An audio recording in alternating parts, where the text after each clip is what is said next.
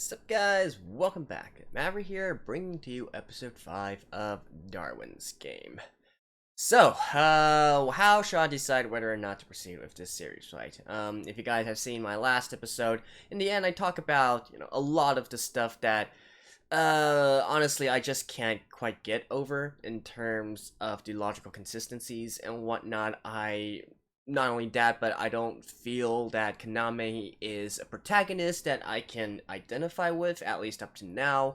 And also the setups for the various situations border on basically being plot armor or just, I feel like they are set up sloppily, right? So it's really hard for me to get into the situation when in the back of my mind I'm just like, well, why couldn't they have just done something else instead, right? So, I gotta fully admit, I'm not entirely on board with this being a series yet. I really hate stopping series in the middle when I've already watched a few episodes, and particularly for this one, since it's only a one core season, so, this is essentially episode 6, right? Because episode 1 was, 2 episodes long. So, but whatever, right? Let's get into the episode first and then see what exactly it constitutes. Alright, let's begin in 3, 2, 1, play. And I mean, at the very end there, they are thinking of forming a clan, or at least a temporary clan, so at least we can maybe somewhat see the clan system in action. And maybe that's going to bring me back. Right? Of course... Oh, 6 already, eh?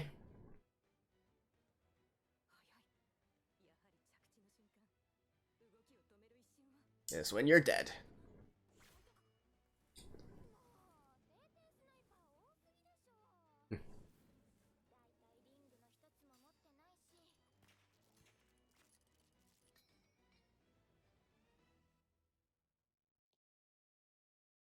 Shibuya.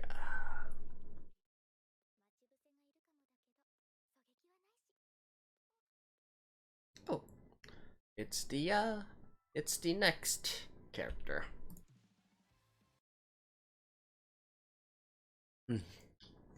Like, the rest of them have no qualms about killing left and right and whatnot, so... eh.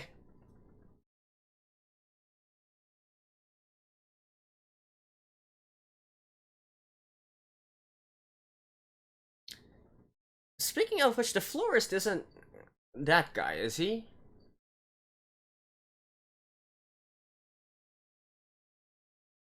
No, he might be, actually. Alright, never mind.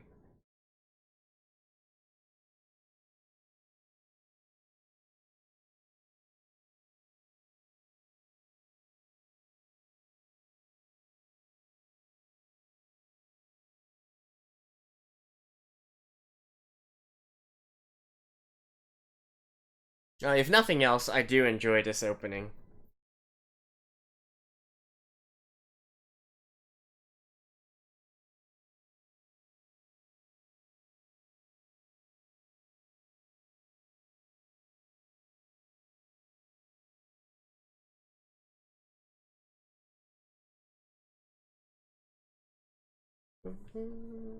Bam, bam, bam, bam, bam.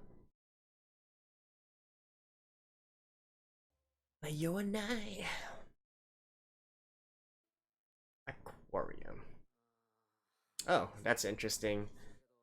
Um, it utilizes a concept that Japanese light novels like to use, which is written in one form but read in another. So if you see the little text above the kanji characters, it actually says that it's to be read as aquarium. But those two kanji there, the title, it actually means a water. Translated literally, it's like water death.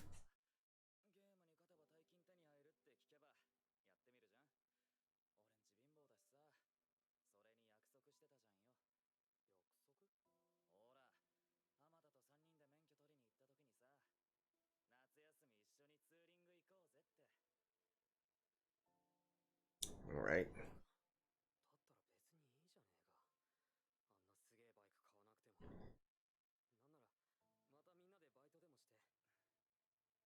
So why a flashback now?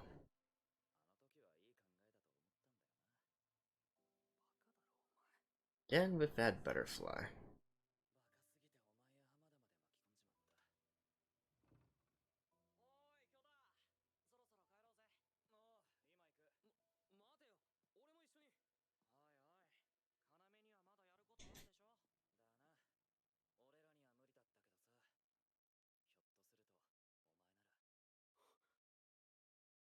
Hello.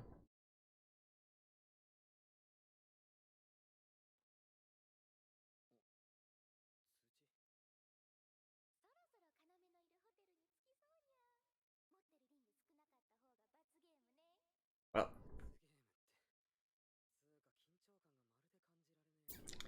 You are screwed.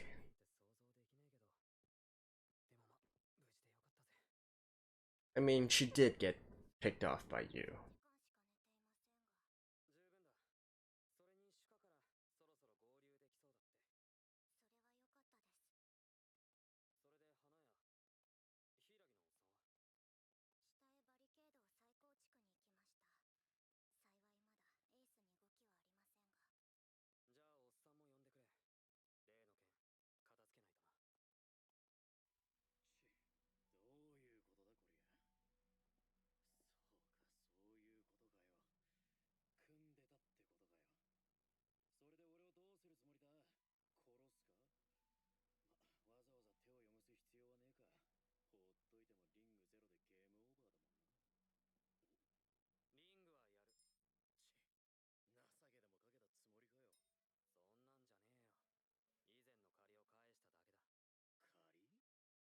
Thank you.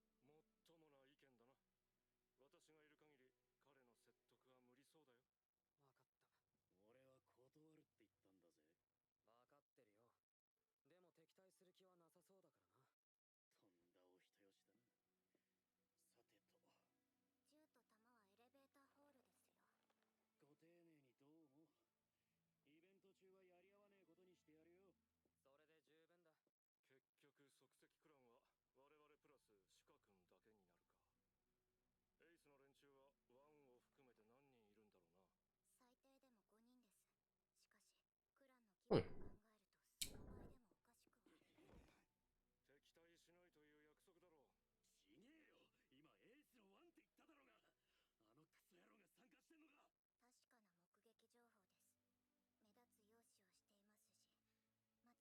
That's why he joins. Oh, so this guy is the other character. I see.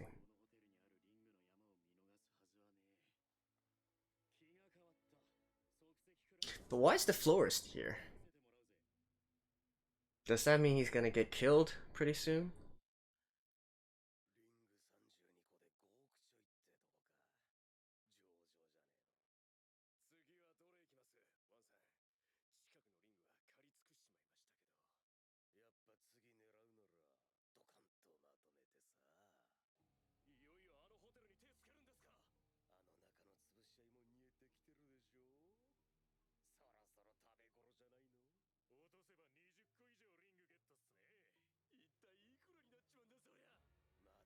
Hmm. So there was 20 just in that tower.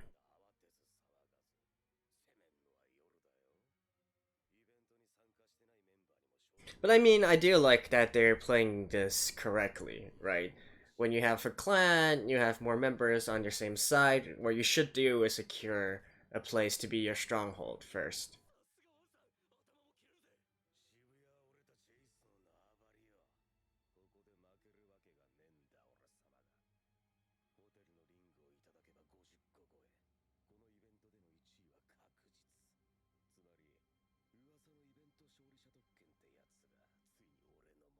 There's even a champions privilege. Yep, it's this dude.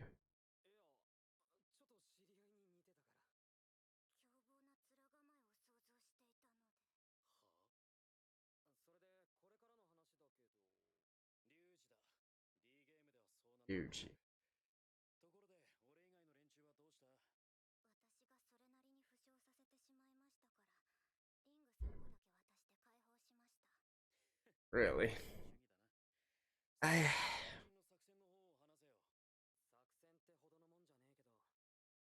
来るな。Um,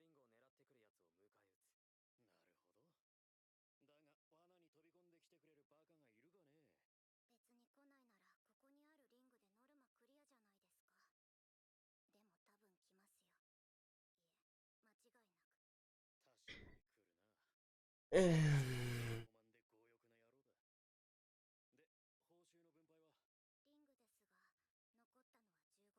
合計3800。oh, so that's how it is. I see. ヒイラギのおっさんに全額の半分を渡す。残りの半分は俺たち3人で分ける。私が言うのも変な話だが、本当にいいのかね？いいさ。一番負担が大きいのはあんただ。もらう権利はあると思うぜ。俺は釈放されたばかりの身の上だ。文句は言わねえさ。エイスをぶっ潰した後のリングは山分けでいいんだろう。どうしたレイン？いえ、改めてイベントのルールを見ていて気づいたのですが、このポイント表変じゃありませんか？いや、別に。なんかあるか？男性は宝石のことなど興味がないかもしれませんが、 That's because it's ordered differently. Okay. 低いのは変です。 I mean, that is 奇跡と呼ばれる arbitrary. 石で、奇跡であるトパーズの方がずっと高いです。それに通常、四大宝石といえばダイヤ、ルビー、サファイア、エメラルドの順になります。一見すると宝石の序列で決まっているように錯覚しますが、実際の序列とは全く一致しません。そんなの適当に決めただけなんじゃねえの？ Yeah, that was my fault. 金属の輪っかにペンキ塗ってあるだけだしよ。それにこのルールの文章も変ですよ。かなり不自然です。特にゲームがクリアできずに制限時間が過ぎた場合、リングの所有数が3個未満のプレイヤーはゲームオーバーという一文です。どこが？確かに不自然だな。ゲームのクリアが何を意味しているかがわからない。そりゃリング3つ集めることだろう。それならわざわざクリアできずに制限時間が過ぎた場合などという。Well, I would think it's when all remaining rings 改めて読み直すと、 have been taken. 渋谷の街に隠された宝だとは一言も書いてなくねえか。でもよ、こんな話今はどうでもいい。 Okay. エイスをど So in this case, beyond the rings, there is still another hidden treasure. そろそろ君の友人が Well, ないかね。ここの入り口は封鎖してあるし、中にはトラップもある。迎えに降りた方がいい。 she's just going to be like, I'm here. 送るように言ってはあるのと、ちょうど今。え？助けてって、何かの冗談だよな。助けて。Eh? Really? リングはなしだね。でも意外と資格が多いかも。 Oh, because she met the eighth? Oh, no, wait. It's water. It would be that little girl earlier, right? 誰かこっちを見てる。一体どこに？今の水？間違いなくシギルによる攻撃。シギル使い本人はどこに？しまった。窒息を狙って。水を操作する粘土系。相性が最悪。とにかく地下街から脱出。その後シギル使い本人を見つけて殺す。悪いけど逃がさねえよ、姉ちゃん。 Oh, he's a guy. そんな発幕で私の刃は止まらないから。ぶねえ。躊躇なく首を取りに来るた。さすが A ランカー様、動きが違うね。氷で武器を封じられた。水を動かすだけのシギルじゃなかったのか。おいおい、ドリルかよ。やっべえ。 Wow. 超ビビった。やっぱ半端ねえな、A ランカー。 That's こりゃ速攻でとどめ刺さねえと。何 that's pretty strong. 捨てる。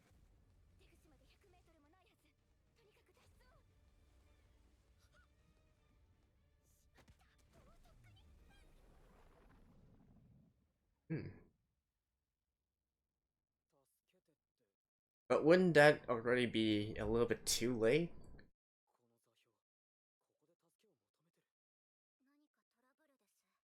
の座標ここで助けを求めてる何かトラブルです。シカからヘルプコールが来たタチの悪い冗談ならいいんだけど冗談でヘルプコールは使わないと思いますよ。ってことはマジなのかちょっと迎えに行ってくるわリングは置いてくからしばらくここは任せるぜわかったトラップとバリケードを解除しようそういう話なら俺も付き合うぜすまん助かるちょっと待ってください。これはそんな簡単な話じゃないですよ。窮地に陥っているシカさんは A ランカー。つまりそれ以上の危険が存在するということです。下手をすれば二重奏なんですよ。だからこそだろそいつ助けりゃ強力な戦力になるエイスのワンも A ランカーだぜワリーレイン親切で忠告してくれてんのはわかるけど花から仲間を見捨てるって選択肢はねえんだよ 仕方ありませんね。 So I'll go. 1キロ先までは十分狙えます。ホテルの屋上からできる限り援護しますので。Hmm. ありがとよ心に留めとくミイラ取りがミイラにだけはやめてくださいよ。座標はここから北へ How was Shuka able to hold out for so long? リング6個があるし間違いないと思う駅のあたりか5分とかからねえが300人から敵がいるおっともう168人かそれよりお前拳銃はどうした丸腰で行くつもりじゃねえよなああどうも俺が意識をなくすと消えるみたいなんだよな消えたお前何でもこびれんのかよそれなら例のリングをこびれば楽勝なんじゃねえじゃねえよ複製できるものは触れた瞬間に理解できるスマホみたいな複雑なものや車みたいなでかいものはダメだあのリングただの鉄の輪っかってわけじゃないじゃあ何で出せるんだそれによっちゃ戦闘の組み立てが変わってくるだろうがあとは手榴弾と拳銃とかシギルで商売でも始めた方が儲かるんじゃねえか俺のシギルと交換してもらいてえくらいだぜそういやリュウジのシギルって何なんだ Good question. なんだから少しは教えろよ俺のはしょうもねえクソシギルだよトゥルーオアライ嘘発見器相手が嘘つきかどうか It's conditionally useful. シギルだぜ世の中嘘つきが多すぎるからな駅前近辺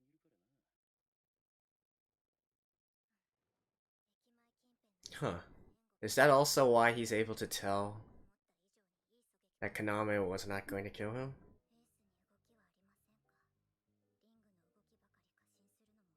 に動きはありませんか。リングの動きばかり過信するのも危険ですが、このイベントルールならリングを手放して行動するプレイヤーは少数でしょうし、しかしこのリングが隠された宝でないとすればただの目くらまし、あるいは真の宝への手がかり。これは QR コード。 Really? こちらの迎撃準備は終わったのか .70. 何かあったのかねいえ、イベントクリアへの手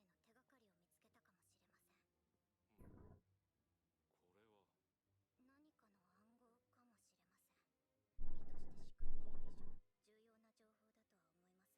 暗号かもしれません。意図して仕組んでいる以上、重要な情報だとは思いますが、他のリングも確認する必要がありますね。別の数字があるないやこちらのリングは同じ数字かそのリングはトパーズのリングではありませんか。そのようだ種類ごとに違う数字が記されているということか確かに暗号のようだな要くんが言っていた説も信憑性が出てきたかカンまで始まる数列が2つあるのが気になりますね。あと9が2つ。35. 手がかりがなさすぎるなあとダイヤとエメラルドの数字が必要ということかはい、仮説は立てられますが、すべてのリングを集める必要があると。 Hidden treasure. 地図の表示を見てもダイヤはまだ1個も配置されていないので、先を越される心配もありません。 So I guess if you can collect all different types of rings, combine them, 第2回があるということだろう that will show the way to the hidden treasure. Something like that.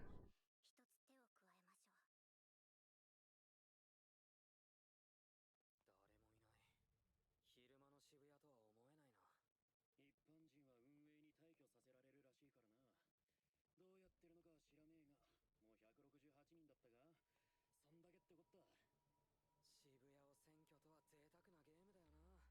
だ。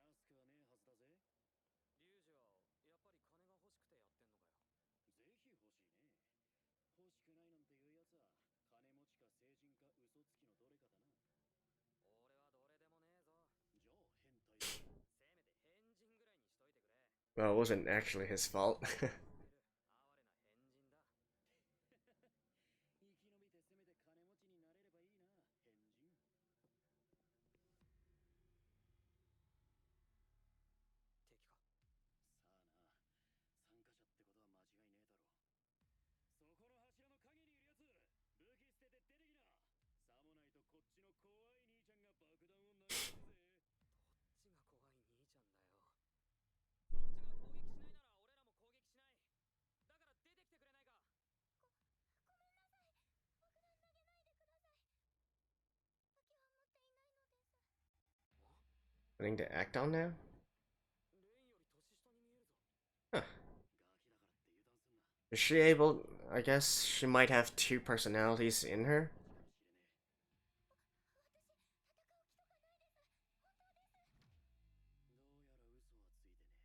れねえ。Nice. 何もしないよ。脅かして悪かった。行こうぜリュウジ。時間が欲しい。そうだな。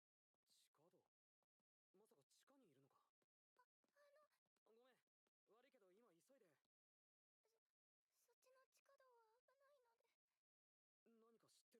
You know, with an ability like Roji's, he should ごめん。 definitely question anybody he comes across. That is not a trash sigil at all. 地下は思った以上にやべえ状況かもしれねえ。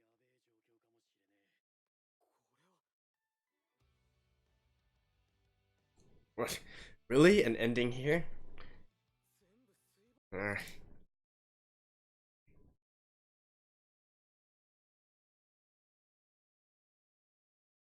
How?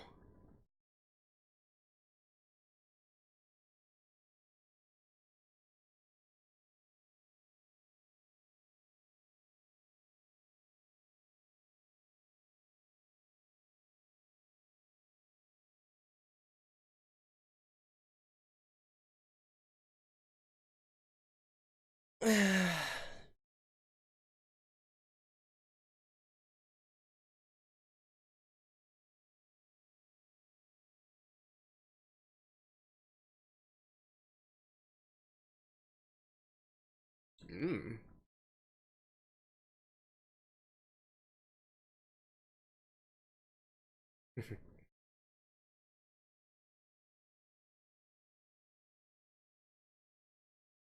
Yeah.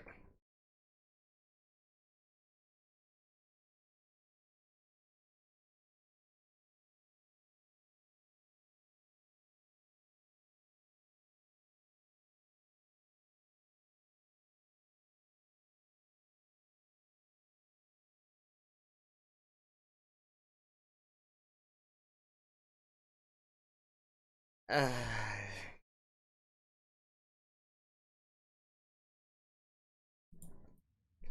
bad decision after bad decision.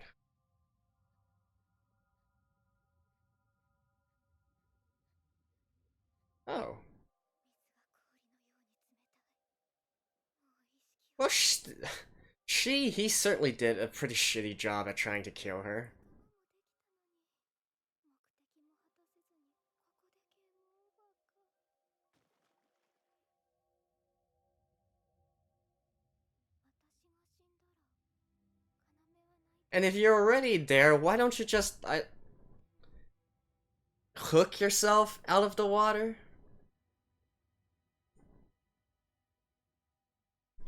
Ugh. そうだ。死んだらパパとママに会えるかも。次回ハードネス。 Right, alright. Alrighty, it seems we have the rest of the main cast here, and then an additional florist dude, who I still have no idea why he's here, since he didn't appear in the opening, which is why I'm also predicting him to be one of the ones that's going to be killed first, right? Or some reason is going to cause him to not be able to continue within the game. Otherwise, you would think that he would also appear in the opening as part of Kanami's gang, right? Beyond him, we're introduced to Kyoji as well, alright? And I guess that, in a sense, could also... how should I say it? Like, it makes sense in this context that he didn't kill Kaname and whatnot. Like, they're not making him out to be the bad guy. But then again, this is just relying on plot armor. Ugh. And okay, I don't want to get frustrated by this. Moving on. So it was indeed a girl-boy combo at the very end there. That was confirmed by the cast list as well. So it's actually, I believe the name is Sui and Asota. So I guess they are twin personalities maybe, residing within the same body, right? And then they use their sigils differently, with different colored eyes. So that's that, and I guess in the end, she is also going to be part of Kaname's gang. But alright, let me first go through some stuff that I didn't quite like, or I was literally facepalming. I guess I wasn't literally facepalming, otherwise you guys would have seen it. But there were some things that bugged me again with this episode. I'm gonna make it short because I don't want to make these reviews like purely bashing on this anime, right? I feel like that's not really constructive or enjoyable to most people. But first of all, that ending scene there with Shoka, like that scene was just ridiculous.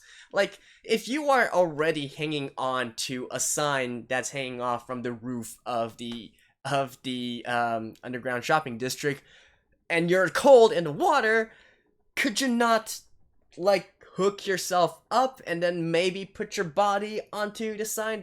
It seemed that there were plenty of room there, right? Like, that's one thing. Just completely hook yourself up and then lie down on the sign. At least you wouldn't be freezing of hypothermia. And also, if we see there, it seems that the entrances and exits were not completely, they weren't frozen, right? We saw, otherwise Kaname would have no way of actually entering. And so this is an underground shopping district. There are lots of different exits. Shuka couldn't figure out to try and swim to another place. Well, I guess in this one I can more forgive her because one, maybe she doesn't know how to swim, and two, if it is like literally water that's maybe a few degrees above freezing, then okay, fine. I can maybe get that there. But if that was the case, then I think that she would also been dead a long time before if it was literally that cold. But anyways, it's not that scene is really implausible. I just felt like the entire setup of it was ridiculous and didn't really give us viewers a sense of the gravity of the situation and whatnot. It really seemed like, just another everyday thing. Hey, she's just having a nice dip, having a nice swim and whatnot. So I'm kind of bothered by the way that they showed that scene. Beyond that one, also, Shuka is really a weird case, right? We see her having this really high amount of combat prowess, very high amount of danger awareness. We saw her literally massacre through tons of enemies in these two episodes, and yet she loses in ways unbefitting of an A rank. First to Kaname, and now to this Suisota duo that, I mean, sure, they have some pretty strong sigils as well, but you would think that Shuka would not be as prone to these kinds of ambushes and wouldn't be you wouldn't be able to catch her off guard this often, if you will, considering her being an A rank and really having this strong abilities. It's either that, or maybe this is expected of her and the opponents that she faced in the past were just all too weak, right? I guess that's also a possibility, but whatever. I mentioned in the last episode and in regards to, Kaname's whole philosophy about not wanting to kill or really wanting to make people survive the situation. I called him out on the, if you are actually gathering these rings from other people, then you are also denying them a chance to continue on, right?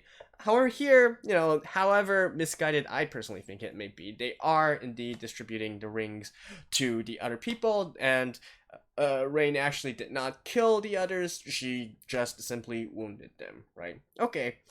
And I feel like it's fine. It's fine if you want to, sort of buy loyalty or say, okay, here's free rings, let's enter into a non-aggression agreement, you don't harm us, and maybe even, in this case, I would probably say, okay, you owe me one or something like that, and then send them off, right? I just feel like it's very dangerous in this kind of situation to assume that just because the other party says, okay, I will accept your terms, and then they won't later double cross them, right? Like, I know, I guess in Rain's case, because she has the foresight ability, she can be sure that by sparing them or whatnot, she's not going to immediately suffer repercussions, right? That's one thing.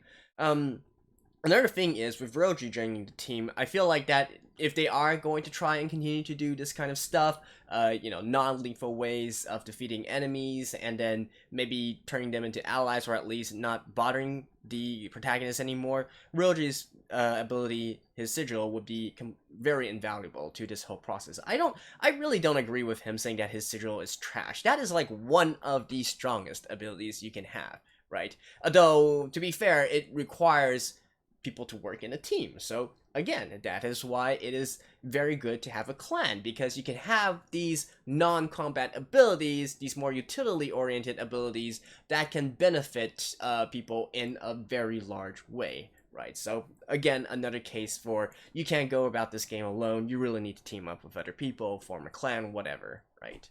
So there's that one. And then the third thing that really, really bugged me, again at the very end there, was when they met the girl, right? The small girl. I don't know if she's Sui or Soda, but anyways, they met her, and Roji actually knew that she was hiding something from them, something to do with this situation. And yet, he did not stop Kaname from diving headfirst into the water. Like, what if that water was poison? What if there were other ambushes below there? You literally have a source of information in front of you, and you don't think to interrogate her first? Right? I guess I shouldn't use interrogate, otherwise people would think I'm being mean. At least question her first? Like, okay, I can totally get if she later on, like, does the fire hydrant thing again and then runs away, then you could make a case and say, Konami could come in and say, we don't have time for this, Shoka might be in danger, I need to go directly to find her, right? I could completely understand that kind of setting, and them splitting off, Roji finding the girl, and Konami trying to find Shoka, right? So that would be fine there, but that would only make sense after the questioning and after the girl runs away, right? So again, that also really, really bugged me how that scene played out. But yeah, anyways, I said I wouldn't want to completely, base this review on just the negative points. So what are some positive points? I did like how they formulated their strategy. I mentioned this in the episode as well. A good strategy to take in this situation is to choose a place to be your stronghold, and then bolster your defenses around it, right? So they're doing these things, right? They're teaming up. I don't know if they actually formed a clan or whatnot, but that doesn't really matter because we don't know the clan specific abilities. But at the very least, they are teaming up, both strength in numbers, and then they're finding a stronghold and then bolstering defenses there. Which in their case, if all they want to do is survive till the end of the event, that would be absolutely the correct thing to do, right? It's either that or trying to keep in the shadows and trying to choose a path of least resistance, trying to avoid all the others, right? But that would require them to have abilities suited for that purpose. In this case, I guess with Rain there as well, they could choose to find a method of avoiding all other people. But I feel like overall their abilities suit more for this kind of defensive style if they didn't really want to go out and gather all the rings, right? And even if they did want to, say for instance Roji, who is apparently doing it for money, but maybe with some other ulterior purpose, then they would also have a place to fall back to after they go out on these exploratory hunts, right? So I like the strategy that they took there. They actually took a while to rethink about what's going on with this entire game, and I guess this also confirms that finding the rings and whatnot, it doesn't actually mean clearing the event. Personally, my gut feeling, if I were to see those rules, my feeling would be once every single ring has been discovered by someone and there are no rings available for other people to take anymore, that would signify the clearing of the event. That would be my take on the situation, but apparently they're saying that it's something else, right? So what I'm thinking right now is that once somebody gathers all 6 rings, probably it will tell you where to find the actual hidden treasure. And looking back at that scene, I'm actually pretty convinced that the numbers there are actually GPS coordinates, right? So after you gather all the different rings, they will form together. They will be able to form a GPS coordinate, and that is going to tell you where the hidden treasure is. And then once someone reaches that hidden treasure, the event will end, right? So yeah, I think that's basically it. So I did like these parts of the story that they did try to use their brain on. Alrighty, so am I going to continue watching this or not? I deliberated this a bit, and I think in the end I'm still going to continue to watch on. There's lots of things I really don't like in terms of how they went about the situation, in terms of setup and whatnot. Tons of plot armor, but in a way it is also enjoyable in a, I don't want to say trashy way, but it has its enjoyable parts, right? For some reason, anyways. And I feel like, I'm already invested here. I already got the sunk cost into it. I might as well finish it, right? But I think that in the future, I probably won't put too much emphasis on actually analyzing the entire series, doing the stuff that I usually like to do, deep diving into discussion points and whatnot, because otherwise I have a feeling that I'm probably going to have to criticize it in a lot of different areas. So I'll try to instead just focus on the positive points instead going forward.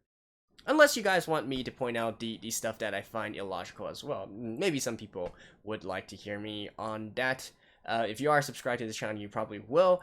But my take on this is that most people, if they are going to continue watching a series, probably don't enjoy other people shitting on or calling it out. At least that has been my experience so far. Anyways, that's episode 5 of Darwin's Game. So, see you guys next week. Bye-bye.